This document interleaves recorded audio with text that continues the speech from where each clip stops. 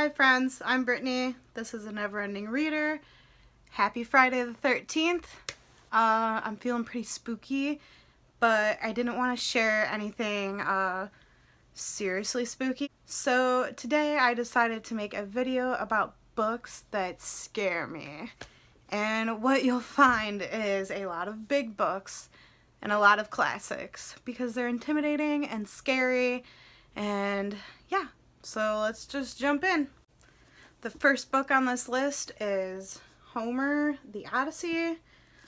Look, I've never read this. I know it was required reading for high school. I didn't go to class much, didn't attend much of high school because I was a bad kid. But I really want to read this. It's just so terrifying. And I know it's about Greek mythology, which I love.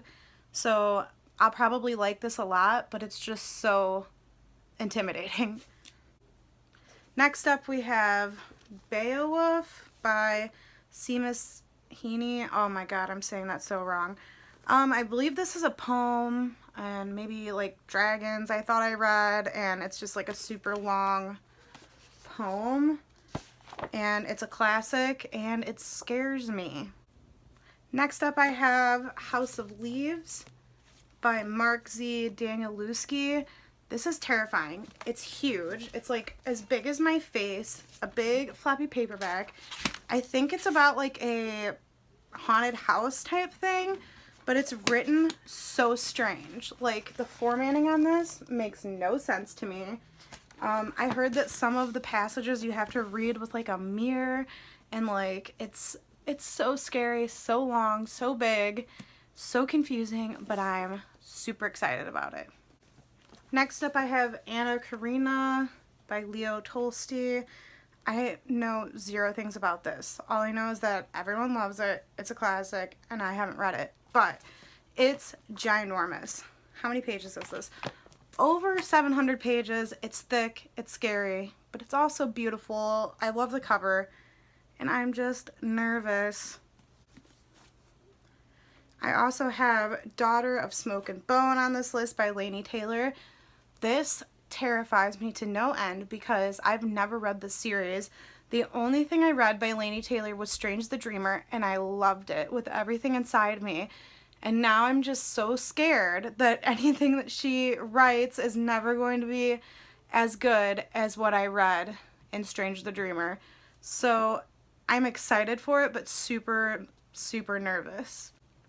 Next up, I have London by Edward Rutherford. I don't know anything about this. I found this at a thrift store. It's over 1,000 pages. It's a mass market paperback, which I hate.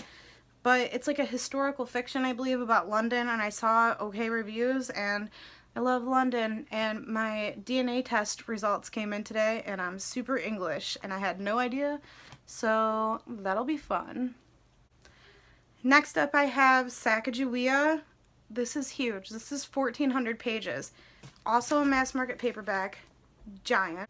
It's huge. It's scary. I think I'll like it. Maybe. I don't know. I've never seen anyone on BookTube actually read and review this, so I don't know if it's good or not, but we'll see.